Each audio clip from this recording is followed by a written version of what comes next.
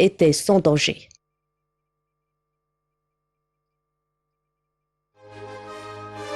Mesdames et messieurs, nous avons le plaisir d'accueillir à bout du fil Dr Raouf Ghafar qui est analyste politique. Bonjour Dr Raouf. Bonjour. Alors, si on parle de ce nouveau Parlement, alors sur la scène politique, on a besoin de voir les partis politiques dans la rue égyptienne. Que pensez-vous de ces allégations? J'ai une petite remarque. Jusqu'à présent, malheureusement, on n'a pas, on ne peut pas sentir qu'il y a des partis politiques actifs dans la rue égyptienne. Et ça, on doit trouver une solution. C'est-à-dire un régime à base de démocratie doit être formé de différentes, disons, partis qui compètent sur le plan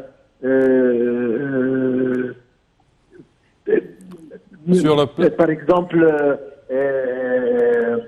chambre haute et chambre basse parlementaire. Oui. Donc ça doit exister. Jusqu'à présent, malheureusement, on se rappelle tous après 2011, on a peut-être plus que 100 partis ont été formés, mais malheureusement, ils ont disparu. Il y a justement peut-être un ou deux partis qui sont, on peut dire, qui existent sur la scène. Mais ça, c'est une chose qu'on doit vraiment essayer de faire un effort là-dedans. Maintenant, il y a certainement le parti qui est politique, qui endorse le président. Oui. Il y a un autre, justement, parti, mais on ne peut pas voir plus que ça.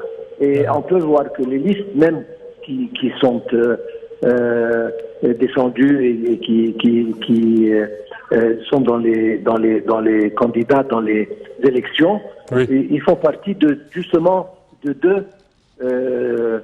deux partis. Et les individuels, peut-être 2 ou 3 ou 4 partis maximum.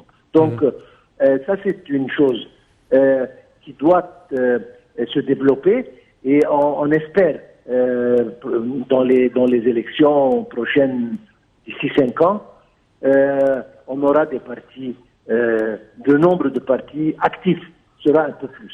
Mais cette fois-ci, j'ai dit ça avant ça, et ce qui est vraiment est un bon signe, c'est qu'il y a beaucoup de jeunes et le nombre de femmes a augmenté. Donc ça, ce sont des deux choses très positives qui ont eu lieu cette fois-ci. Et j'espère que ça va continuer. Espérons. Et les jeunes, certainement, on a besoin de plus de jeunes pour représenter le peuple au sein du Parlement.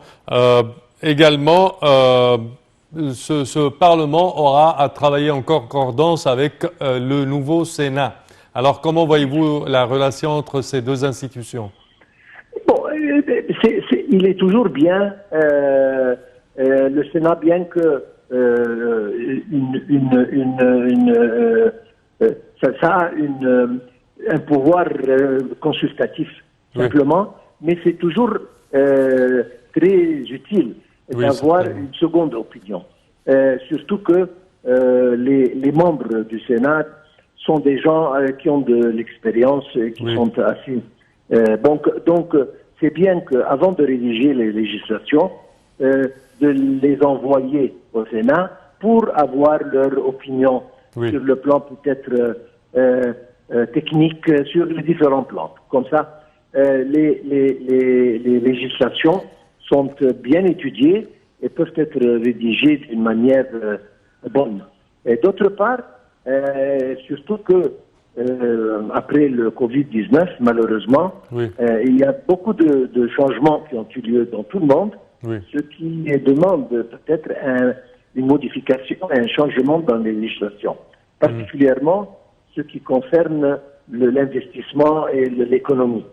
Et c'est utile encore d'avoir le Sénat pour justement donner son opinion sur les modifications qui peuvent être adoptées pour justement devenir plus en plus compétitif avec tout le monde.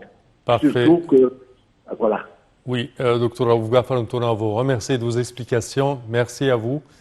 Et nous enchaînons, chers téléspectateurs, avec ce compte rendu. Les ministres se sont rendus aux urnes pour voter la deuxième phase du premier tour des législatives 2020 qui comprend les 13 gouvernorats restants. Ils ont invité tous les citoyens à remplir leur devoir national en participant